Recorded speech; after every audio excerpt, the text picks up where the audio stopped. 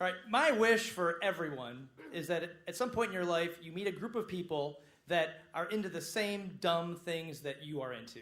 And for me, that happened in college. And my college buddies and I at Michigan State, we loved tailgating. Thank you. And we couldn't wait to get out of Michigan State and get jobs and have money and get back to campus and make the biggest, most awesome tailgates you could possibly imagine. Now, I know what you're saying, Don.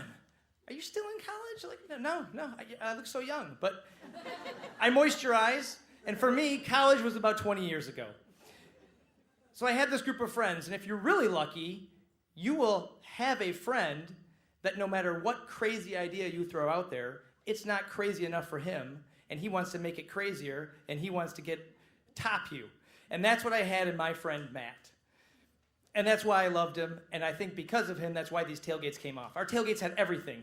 We had multiple tables, and we had couches, and we had thousands of feet of extension cords plugged into random pop machines and everything to power our crock pots and our hot plates, and we had propane tanks that fired our grills and our boilers and our deep fryers. It was amazing. And that wasn't enough. Every tailgate had a theme. So if Michigan State welcomed Wisconsin to town, it would obviously be cheese, beer, and brats. When Northwestern came to town, just outside Chicago, it was Chicago dogs and Chicago deep dish pizza and old style beer. And so when Notre Dame came to town, the tailgate was all things Irish. Irish coffee, Irish whiskeys, a cooler full of Guinness, and Matt and I, we were gonna do corned beef. So the emails went out, everybody got their things, they all packed up. The single guy always brings donuts, it matches every theme for him.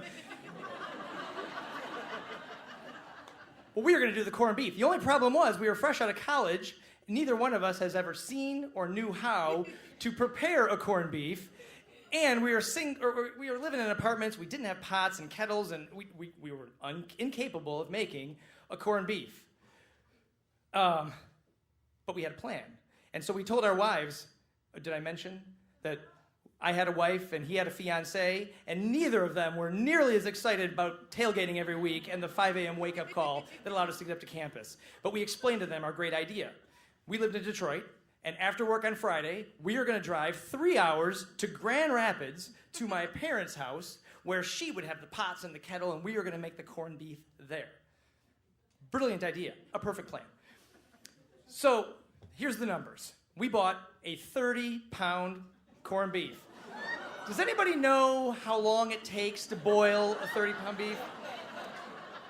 My mom's Betty Crocker cookbook said 1 hour for every pound.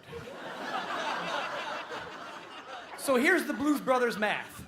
30 pounds of corned beef, 30 hours of boiling time required. It was 10 o'clock at night. We had to be up in 7 hours at 5 a.m. to make the 1 hour drive back to East Lansing, and we had 2 very annoyed wives' fiancés. Brave Matt. He said, I will stay up all night and watch our corned beef. I went to bed. I was going to relieve him at 3 a.m. He would go to sleep. He'd sleep in the car on the way up to Lansing. Everything would be perfect. It'd be the most amazing tailgate. I remember waking up to an alarm, but it wasn't a clock alarm. It was my parents' smoke alarm. So I rose from my bed to see what was the matter, and what to my wondering eyes should appear but smoke, and Matt and my dad in whitey tighties, waving towels, and my mom opening all the windows and the doors trying to get the smoke out.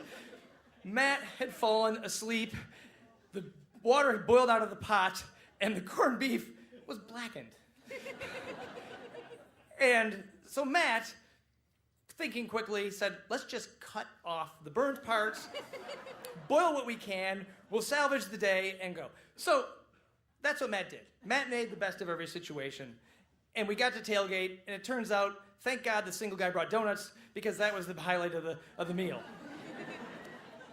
Well, life moved on, and Matt and I had many adventures. We've been to Key West on the Millennium New Year's Eve. We've been to Napa Valley, countless Halloween parties and New Year's Eve parties. But then he got married, he had kids, I had kids. Life went on. I saw less of Matt. But what I loved is seeing on social media Matt's brand of crazy and fun he was bringing to his wife and daughters. I didn't say that our adventures were ending. I just said they were to be continued. And then last October, at 47 years old, while out for a run, he died of a heart attack. And so because I am the loudmouth, loud-talking friend, I was asked to speak at his funeral. And Matt doesn't do things simple. He had 2 funerals in 2 different cities with hundreds of people at both, so I had to give the eulogy. And as I looked at his 3 daughters, 6th grade, 5th grade, 3rd grade, in the front row of both, I thought of this story, but I didn't tell it because it sounded to me too much like Forrest Gump. Life is like a burnt corned beef. You gotta cut off the burnt parts and move on.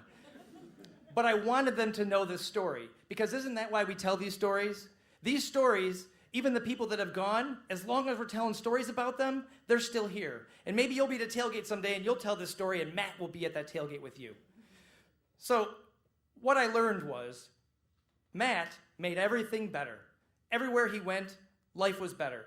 And it's not about dwelling on the burnt parts, but it's celebrating the best parts. And Matt was the best part. Thank you.